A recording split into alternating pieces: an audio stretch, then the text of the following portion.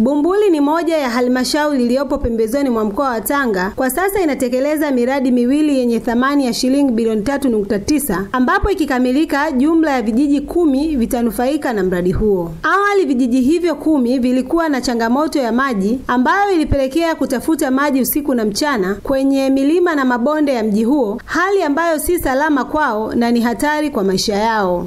Napenda kumpongeza ndugu Januari Makamba ambaye ni mbunge wetu. Ametuwezesha kutusaidia kutupatia huduma ya maji kwenye kijiji cha Tamota kwa ambao wanatumia maji mpaka sasa ni vitongoji 8 ambao wamebahatika kupata fursa ya kutumia maji, na vitongoji tuko kwa vitongoji 11, lakini mpaka sasa kuna vitongoji 3 ambavyo bado hawajabahatika kupata maji. Kwa hiyo ni changamoto bado.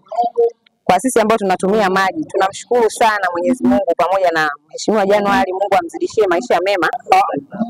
Maji yalikuwa ni changamoto kubwa, lakini kwa sasa hivi maji yanapatikana kwa wananchi. Sasa hivi tunashukuru kwamba ndani ya kijiji hiki tuna kituo cha afya, lakini wananchi vitongoji 8 ni kwamba maji wanayapata muda wote.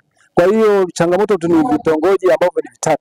Na nashukuru Mheshimiwa Januari Makamba mbunge wetu amenipa nguvu kwamba ndani ya miezi miwili vitongoji vile 3 vitakamilika maji. Kaimu meneja wa wakala wa maji vijijini Ruwasa wilaya ya Lushoto, Selemani Mdoe, anaeleza zaidi kuhusu miradi hiyo inayotekelezwa kwa sasa katika halmashauri ya wilaya ya Bumbuli. Katika halmashauri ya Bumbuli kuna takriban miradi mikubwa miwili ambayo miradi hiyo inahudumia vijiji 10.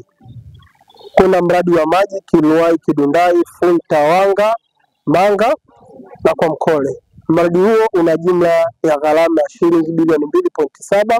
Kwa jumla ya miradi ya Bumbuli hadi sasa hivi ambayo inaendelea kutekelezwa ina jumla ya gharama ya bilioni 3.9 ambayo iko katika hatua ya utekelezaji. Miradi hiyo ikikamilika itaongeza takribani 17% ya upatikanaji wa maji katika halmashauri ya Bumbuli.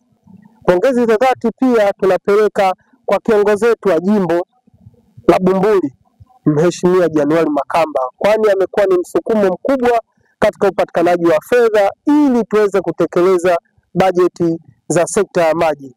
Na wasii wananchi wa wilaya Lushoto na jimbo la Bumbuli watunze vyanzo vya maji ili vyanzo hivyo viweze kututunza na kutulea tuwe na maji ya uhakika kwa maendeleo ya eneo letu la wilaya Lushoto.